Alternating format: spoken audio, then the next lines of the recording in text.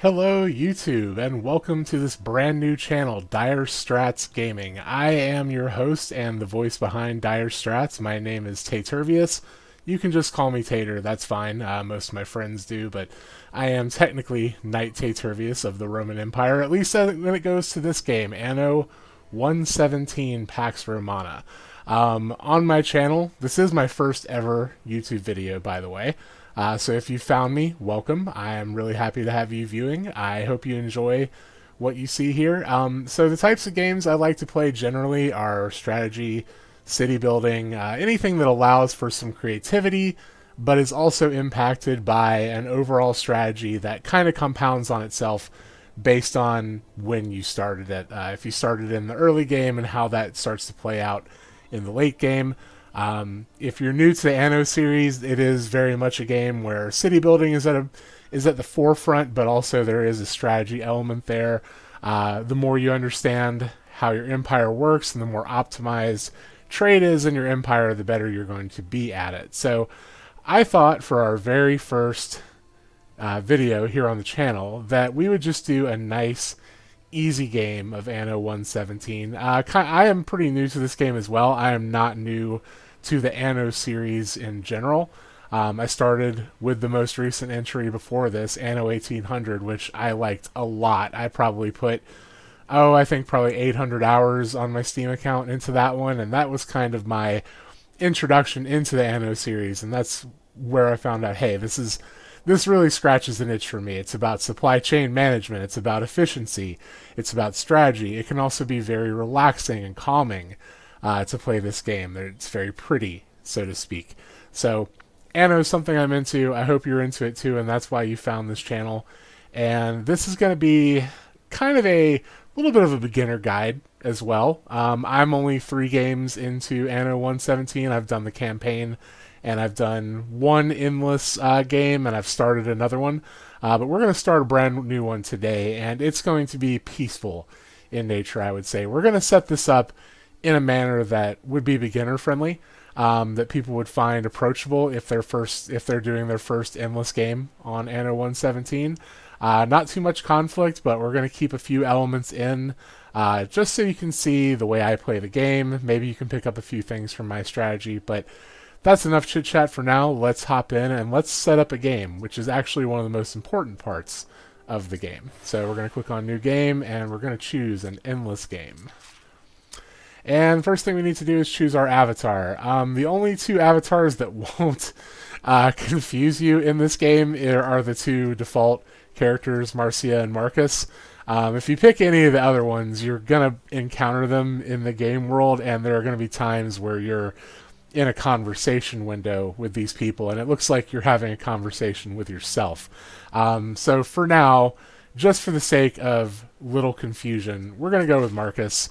We're going to change our banner. Is there something? Let's see. Is there something wolfy here? As you may have noticed, our channel mascot is a very friendly-looking dire wolf.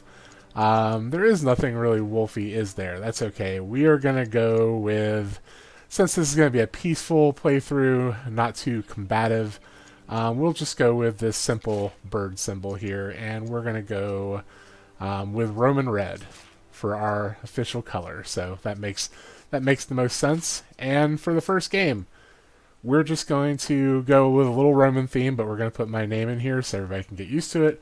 We're going to go with Tatervious, Maximus, Murdius. How about not Decimus Murdius? That'll be too much.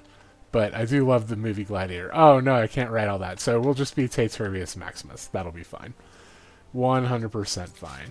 Alright, continuing on here. Again, this is going to be a game that is going to cater a little bit to beginners getting their feet wet here, so we're not going to go with too much of a challenge, but we are going to edit some settings, and some of these are fairly important. If you're starting your first endless game, this might be a good walkthrough for you on how to set it up in a way where you kind of set yourself up for success. So I'm going to click edit here on the normal difficulty. I'm not going to ask for the tutorial. I don't think I need it at this point. Now that I've done a few games, I'm going to be your tutorial, essentially, here. We're going to keep good consumption, settlement costs, land taxes, maintenance costs, all of this at the default. Inactive upkeep will be none.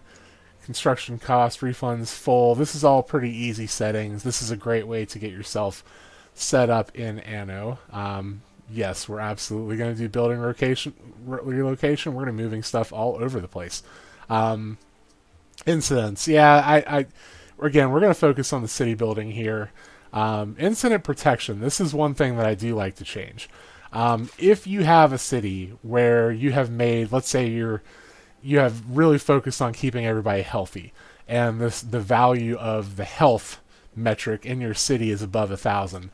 I like this 1K setting because if you have over 1,000 health, you're not going to have a disease outbreak. And I think that makes sense. If you've got a value of over 1,000 of any one of the individual metrics in a city, you deserve to get that protection and kind of that reprieve from the annoyance of some disasters, especially once you have lots and lots of islands. Disasters can be a little much to deal with. It can kind of interrupt your flow. And while I get that that's part of the game, I think if you take the steps to make your cities as well inhabitable as possible and you get these values over 1,000, you should get some protection from it. We'll leave these at normal. Research speed, normal is good. Restocks and contract renewal, frequent, that's fine. Bailouts, that's fine. And yes, we are going to leave the Hall of Fame on because I like the Hall of Fame. It's not overly intrusive. They're going to give you some nice specialists that you can plug into your capital that'll give you a cool boost. And they'll give you a couple research grants right at the beginning that are kind of just quality of life improvements. The most important ones being that you can put your woodcutters anywhere and that you can have at least partial mackerel fertility on every island. So we're going to go here to game start. So I like to start out at sea. I don't like to start with an island already chosen for me. Part of the fun to me is choosing an island. So I'm going to go with a flagship.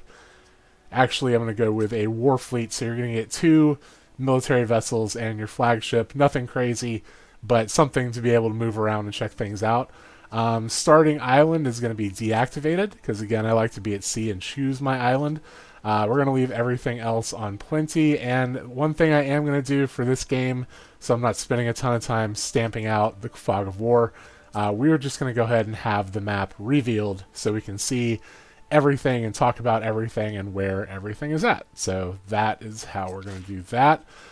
Game world. So Archipelago is the traditional kind of Anno experience where your largest islands are all grouped in the center and surrounded by small and medium-sized islands. That's okay, but I kind of like the little bit of a random nature of some of the other ones that are set up here. I actually really like, from the ones that I have looked at so far, I like to have a big sea in the middle to where you have kind of a playground where all the ships are intersecting each other in the middle and all the land masses are kind of at the edge. It's kind of a neat way to play, I think. So we're going to change this to atoll, and that is going to facilitate that larger seaway in the middle. We do like large islands. We're going to stick with that. Abundant fertilities, forests, and building slots, and we're just going to leave the world seed at what it is. Game content. Queso. Are we going to let him hang around? We're going to let him hang around. I like queso, at least the cheese kind, the kind that comes with warm tortilla chips. This guy, however, is a jerk. He is a slaver, and while I understand that slaves were a big part of the Roman Empire, one would think that the Roman Empire wouldn't allow him to raid Roman governors, at least not so freely as he does. Just for this playthrough, we're going to let him do his thing. Voada is much more fun. She is the raider in the Celtic lands of Albion, which we'll get to later. I actually kind of like to, if I can, get an alliance with Voada when it's possible. But yeah, we're just going to leave them both at their default settings. That way we do have some reason to build up a little bit of an army, navy kind of thing. Since we are going to play a peaceful game, I don't anticipate too much warfare with our rivals, quote unquote. So these will be our main sources of antagonization, I guess you'd say. And for the Emperor, again, we're going to be playing a peaceful game. So that is going to gravitate more toward Julia, who likes cultural things. She's going to request more goods and services, whereas with Emperor Calidus, who you may know from the campaign if you already played it, he is more geared toward war and those sorts of things. So we're going to go with Julia Augusta. as our emperor. So let's confirm those settings, and we're going to move on to governors. So we're actually going to remove a governor. I like there to be a little bit more open land, if you will. So that way, without another governor in the picture, there's one more large island available, there's more small islands available. We're going to be spreading out quite a bit in this game. I like these other two governors. I've played with both Tarragon and Lichiama. They're both pretty easy going. Lichiama in particular has really nice trade items available. So we're going to leave the two of them, and we're going to leave the final governor slot empty. And we're going to turn off friend game just in case. I don't think I have too many friends playing this game along with me, but we don't want them just jumping in the middle of our stream. That could really get interesting. So yeah, we're going to continue here. And I think at this point we are pretty much ready to go. So we're going to go to province selection. And we are going to start in Latium, which is the classic experience. Albion, we'll get there eventually. I do like Albion. I love the mechanics there. It's more interesting to me than the New World was, quote unquote, in Anno 1800. So we are going to definitely go to Albion, but we are going to set up ourselves nicely in Latium first. So without further ado, let's set sail.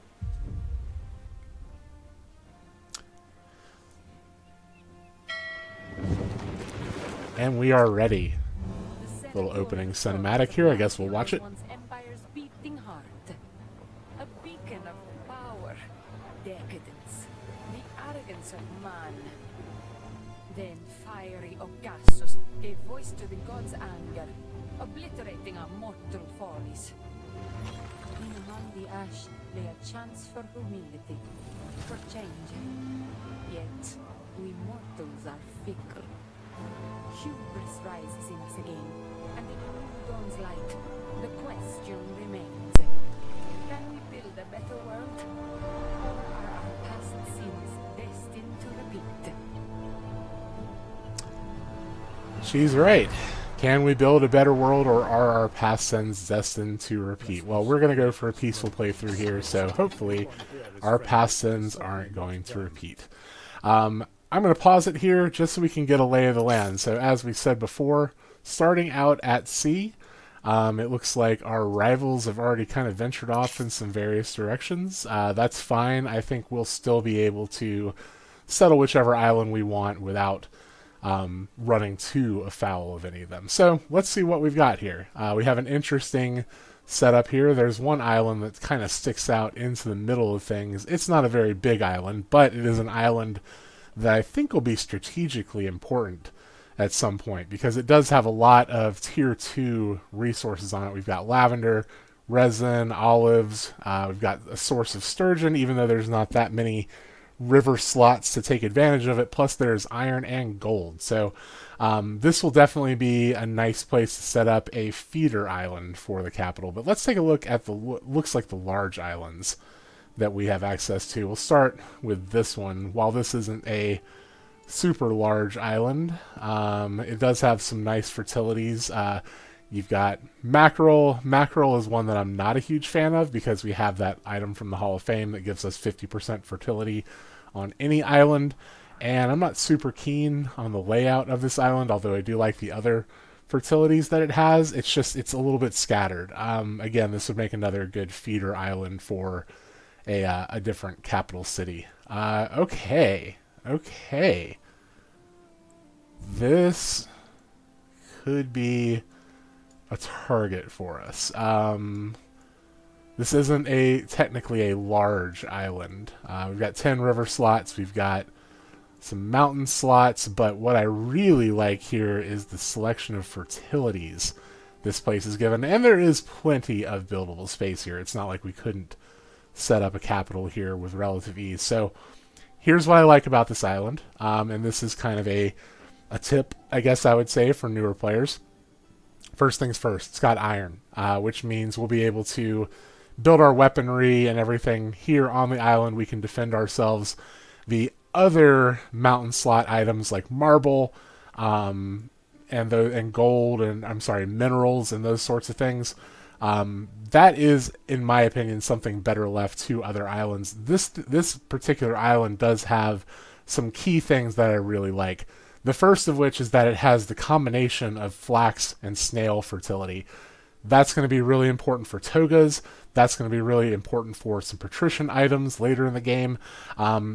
Having both flax and snails on the same island is pretty potent, especially once you get into that third tier, the Akites. I don't know if it's Akites, Equites. I think it's Akites, although that sounds like Esquites, which is a delicious kind of corn treat with crema and cojita cheese. And I'm getting hungry just thinking about it. I love that stuff. Anyway, really important for your tier 3 population to have snails and flax fertility.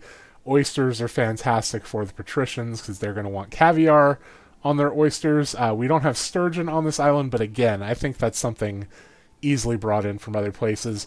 Great fertility, also excellent for your tier 3 population, and lavender fertility, going to be excellent for getting your tier 2 going. So this is a very strong candidate for our starting island here, especially since we have a solid feeder island right next to it that has the things we're missing, like sturgeon, marble, olives, resin, and we could even get our garum going from here. But let's check out the other islands. Let's see what we've got. This island this doesn't look like one of the largest format islands either, but it does have solid fertilities, but it is mixed. While it gives us olives and resin, again, I'm not huge on having the mackerel fertility. It's somewhat of a waste because we can get 50% fertility on mackerel. That other island is simply better. We're going to move on. This island, same deal. It's got the mackerel fertility. This is definitely one of the large format islands. In fact, this might be one of the absolute largest. I do like the layout of this island. I have built on it before. 13 river slots, 8 mountain slots, and you've got this cool little cove that you can sail into and be perfectly protected. Bombard stuff from up here on the cliffs. That is a lot of fun. So this is a cool island, but I still think that other one's better. This one does have the sturgeon to go along with the oysters. That's pretty powerful. It still has an iron deposit. It still has snails and wine, but again, we're wasting a little bit technically on the mackerel here. So we're just going to move on. Looking at this one has minerals and marble, which is really nice. Marble is something that I don't mind getting from other islands. Minerals is nice to have on the home island. No iron here, though. We've got flax and mackerel, again, a combination I don't care for. Sandalwood is important, but we can bring it in from other islands.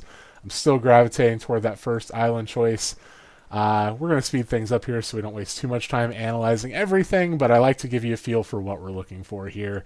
Lavender, wine, flax. This is an okay island. This is a pretty decent island. We've got lavender, wine, flax, and sandalwood along with these two things. You know what? I think we've pretty much set ourselves okay. All right, this is a good island as well, but it does have the mackerel. I think I've already talked myself into settling on this island right here. This is going to be the way we go, and just make sure we're settling on the correct. Sometimes it can get hard to tell which direction you're looking from. So I'm going to peek as if I'm looking from the center. What beach do I want to sail onto? This would kind of be the center of the map here. This would have our main thing off to the right. I kind of want to keep our main port on this super large stretch of sand here. That's fine. I think we're going to park ourselves right here on this main beach. This will be the main, and then we'll spread to the other shores with time, no problem. So let's go ahead and bring our fleet over here. Definitely let's go ahead and get everything selected that way we don't miss anyone. And we're just going to get them on their way. And we'll start time for the first time. Hopefully we don't get beaten here. I think, regardless of the fact that the computer is already sailing to places, they tend to, at least on easy, they tend to defer to what it looks like you're going to pick.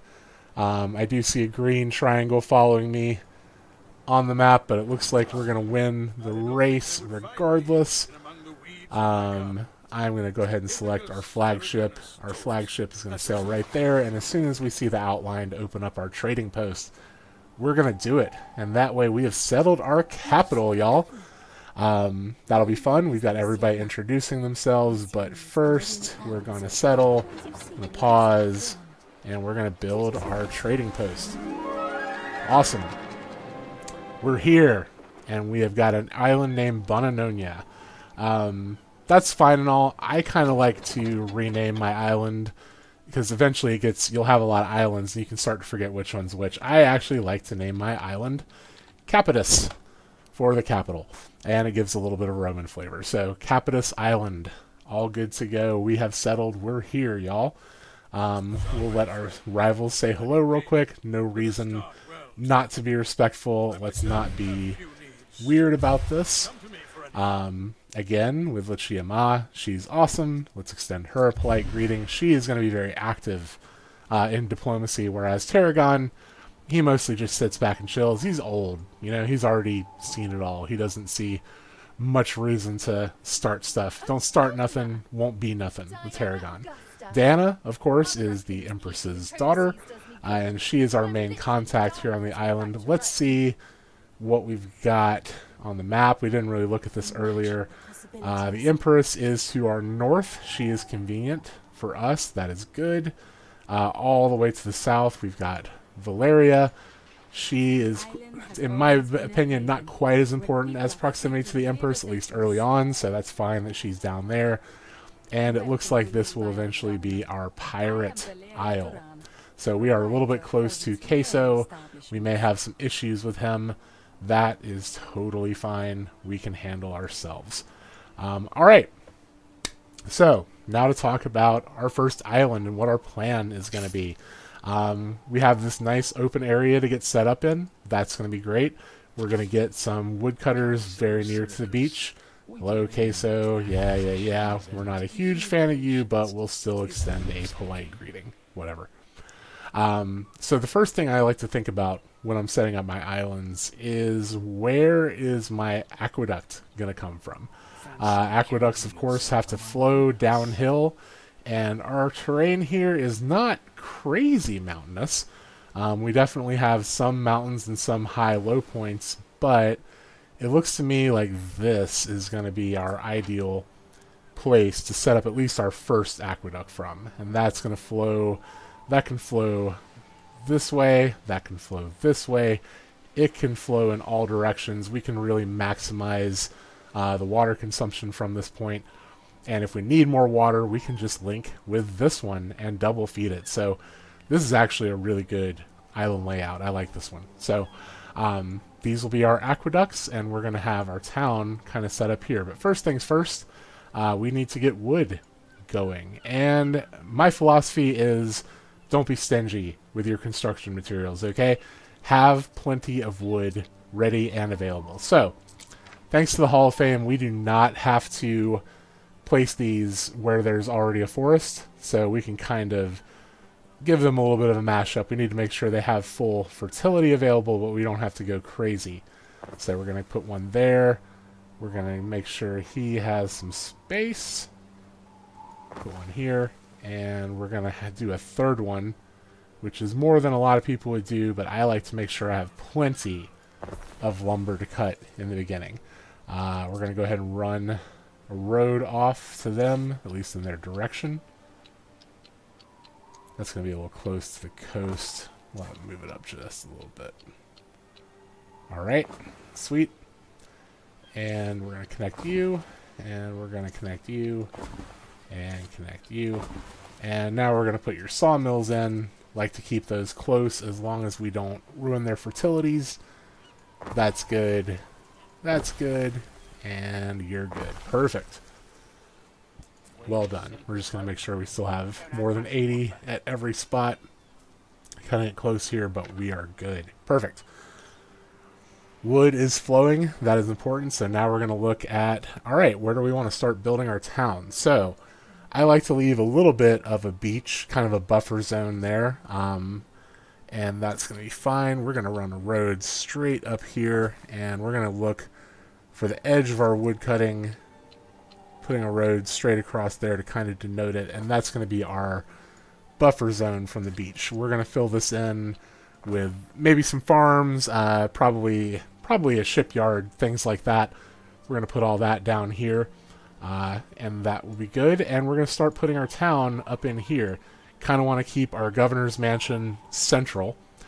So we're going to keep, at least with this one straight road, and we're going to kind of let everything go off of that, kind of flowing a little bit to the left here. Some of these little picks will get annoying to me, so I'll go ahead and get rid of those while I can. So, for my main city at least, I like to leave a 2-space buffer where I can put in some walls and some fun like that. In fact, we're going to make it 3 here.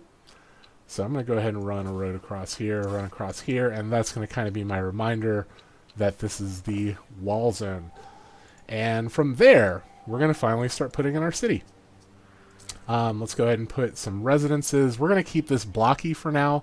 I am not a huge beauty builder person, especially in the early game. I just want to get set up and the money start flowing. We can always move things later on. So we're going to go ahead and let's do a 5x2 block, and we'll do a couple of those, and we're going to work heading this way since that's a little bit farther from the cliff sides, and our governor's mansion is going to go up that way. Okay, so we're already running out of wood. That's fine. We're going to have more in a minute. Go ahead and get our roads put in, and we'll turn it up to double speed just to get ourselves going. So now we should have our first population, and we've got our Liberty. He is here. What's up, buddy? I like to leave this pop-up on. It's kind of dramatic. I know all this stuff already, but that's fine. We have access now to sardines, and we have access to porridge. We're going to need plenty of this stuff. We're going to be expanding our population pretty fast, especially in the early going. So I like to go ahead and plop down 3 of these sardines. It looks like we're going to have to wait a little bit on that one. So we've got 2 for now. That's fine. Make sure he's connected up. Okay, so now we need our porridge. I like to build farms against the mountainsides and things like that for one. The aqueduct is going to feed them, and filling up all that negative space that would go to waste otherwise because square buildings don't fit that well. That's one of the main reasons I like to build my farms heading that way. So we are going to see, let's see here, 1, 2, 3, 4, 5, 6, 7. That'll be a housing block going that way. That'll be fine. And from there, we are going to start having our farms head off this way. So we need some oats. We're going to go ahead and let these oats flow out this way. Eventually, we'll have to have more room as we get larger farm fields later on. But we're going to go ahead and plop that down. We're going to go ahead and put 2 porridges. And everything can kind of... Actually, we're going to put them here. And we're going to let the oat farms stick together. Alright. Those go all the way to the mountains. Perfect. Alright. That's good to go. And they will have goods in a minute, and everything is within range of our trading post, so no need for an additional warehouse quite yet. We have access to our market. We have access to our taverna, as some of them say. Markets, we're going to get additional coverage area with them eventually, so we just want to make sure they're centrally located, they're cheap to build, make sure they're near our Liberty, make sure everyone has access to it, because one of the main differences between Anno 117 and Anno 1800 is that every level of population, all the way up to the patricians, is going to want access to a market and a tavern. It doesn't drop off after 2 population levels like it did in Anno 1800. They will always have these needs. They continue to compound. So that's a major difference from the first. We are going to pop our market. This is going to kind of be central, and it's the same width as our block. So we're going to pop that. Actually, we're going to put our tavern in first, because the tavern never gets a boost in range. That only happens once you get concrete streets. So that's in. We're going to get our roads going a little farther, and then we're going to put our market in here. Perfect. And now we have access to the final things that we need for the Liberty population, which is our tunics and our hats. Awesome. So, I'm going to pop that open. It's very satisfying. That's why I like to keep it on. And let's go ahead and add to our little farming community over here.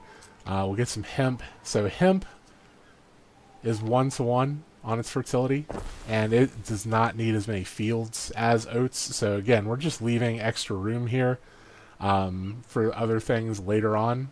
So for now, that's going to be an empty space for the most part. And we'll just let our hemp farm fill up to right there. And we're going to need plenty of hemp. We're going to need ropes. We're going to need plenty of tunics. So I kind of like to fill that in a little bit more with more space. So for now, 2 hemp farms is fine. And eventually these sheep will be moved. But here, for now, we're going to put our first sheep farms. Awesome. And okay, cool. So we have that. And I think the better thing to do from here, let's go ahead and build out the tunics. We're going to let them go right there, and we'll build out the hats. This is a nice even block to have. Everything fits in there nicely. How are we doing on our goods? All right, let's see here. So consumer goods, plenty of everything. We are going to expand to much more housing. Let's go ahead and get 2 more housing blocks in right here, right next to our markets. Bingo. We'll have more wood in a minute. This is why I say don't skimp on your wood production. Don't skimp on any production. And we'll connect that right there so we have a nice even amount. How are we doing now? Alright, we're about to a few more houses and we'll overrun some of our tunic and our hat production. That's okay. Let's see here. We've got enough wood to get these 2 going, and then we're just going to plan out one more set here. We'll build as many as it lets us, and the rest will just be in planning mode. Totally fine. Connect you up to the top here, and we are going to need a warehouse to feed our 2 buildings here. We're going to stick that right in that spot right there. Okay. We have got our first area settled up. We're pretty much maxing out the usage of our tunics and our hats, so we're going to need to build more of that, but I think this is a good place to stop. Congratulations, I guess, to me on finishing my first episode posted onto YouTube in our first playthrough of Anno 1800. If you found this video, really thank you for watching. Again, this is my very first post on my very first YouTube channel, so if you're through the end of the video, if you like what I've done so far, would help me out if you would like the video, subscribe. I'm not going to bother you guys at the end of every video for this, I promise. Leave some comments if you think I could be doing something better. If the audio mix is a little bit off, let me know. So I'm going to put this out there, and hopefully you guys will find it. For now, this is Tater signing off. Catch you later. Bye now.